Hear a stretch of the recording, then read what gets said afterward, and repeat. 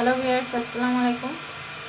আজকে তৈরি করে দেখাবো একটা হাঁস কাটানোর রেসিপি। তো এখানে হাঁসটাকে ভালো করে ছুলে পরিষ্কার করে নিলাম। এখন হাঁসটাকে কেটে নেব। এখানে মাংসগুলো ভালো করে ধুয়ে পরিষ্কার করে পিস পিস করে নিয়েছি।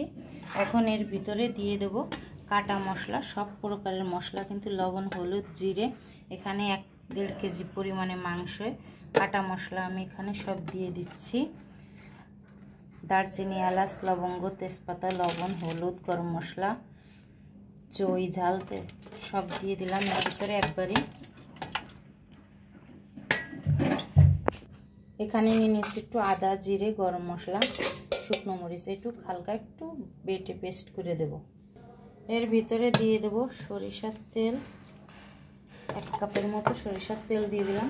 এবার ভালো করে 4 থেকে 5 মিনিট মাখায় নেব।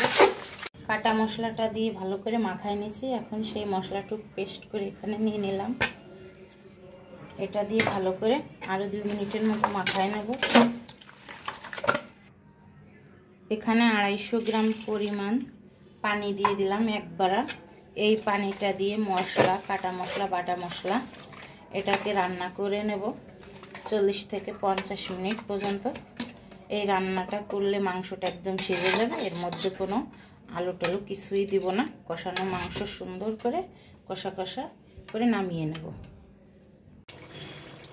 এখানে 40 মিনিটের মতো মাংসটাকে লো আঁচে রান্না করে নিলাম। মাংসটা একদম সুন্দর করে হয়ে গেছে, কোনো পানি নেই, একদম সিদ্ধ হয়ে গেছে। আর এটা চই ঝালের, প্রচুর ঝাল ঝাল মাংসটা কষিয়ে নিলাম।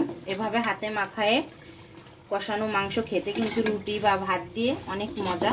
আর এভাবে হাঁসের মাংস আমার ভিডিওটা দেখলে খুব সহজে বানিয়ে নিতে পারবেন। আর যদি ভালো লাগে তাহলে লাইক, শেয়ার, কমেন্ট করবেন। অন্য কোনো রেসিপি নিয়ে আবার হাজির হব। আল্লাহ হাফেজ।